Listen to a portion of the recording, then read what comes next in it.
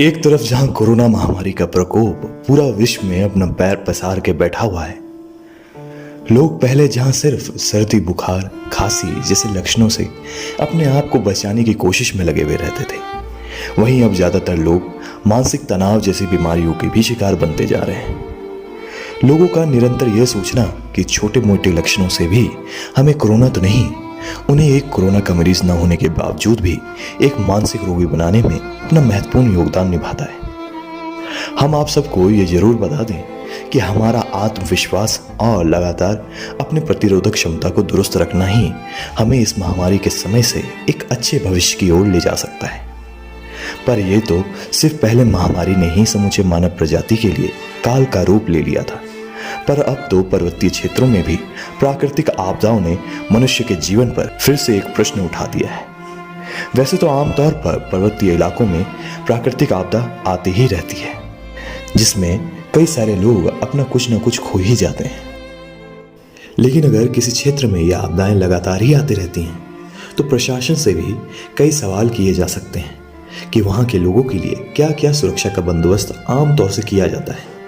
ये सवाल आज इसलिए जगह ले रहा है क्योंकि एक ऐसा ही हादसा उत्तराखंड के देवभूमि के जौनसर बाबर परगना के बिजनाड़ गांव में बादल फटने के दौरान कुछ दिन पूर्व हुआ था।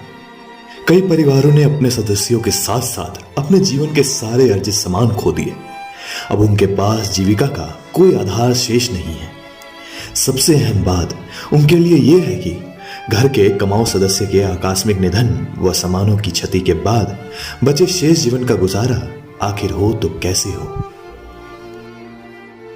मनुष्य का जीवन तो ईश्वर के हाथों द्वारा संचालित किया जाता है, जिसका कुछ भी बोध मनुष्य को नहीं होता।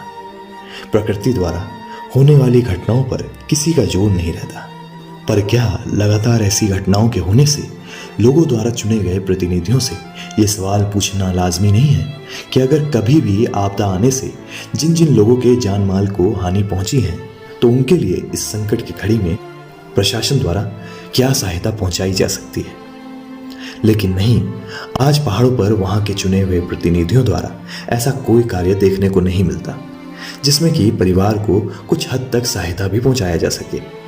कोहला गांव में आई इस आपदा के बाद भी जनप्रतिनिधियों व सरकारों की कोई रूपरेखाएं देखने को नहीं मिली। जी, मेरा ये घोड़ा और बकरी दब गई। 2 मकान थे, एक पका था और एक कच्चा मकान था लकड़ी वाला, पक्के लकड़ी वाला, वो भी गिर गया जी।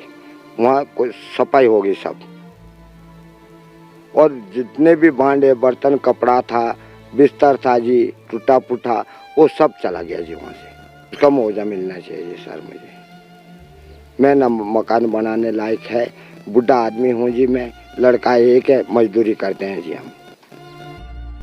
अब आगे ये देखना होगा कि क्षतिग्रस्त परिवारों को सरकार व प्रशासन द्वारा क्या क्या मदद दी जाती है, अगर दी जाती है तो कब तक, क्योंकि ऐसे हादसे सरकारी कामों में सिर्फ कुछ चुनिंदा दस्तावेजों में ही अंकित कर समेट दिए जाते हैं।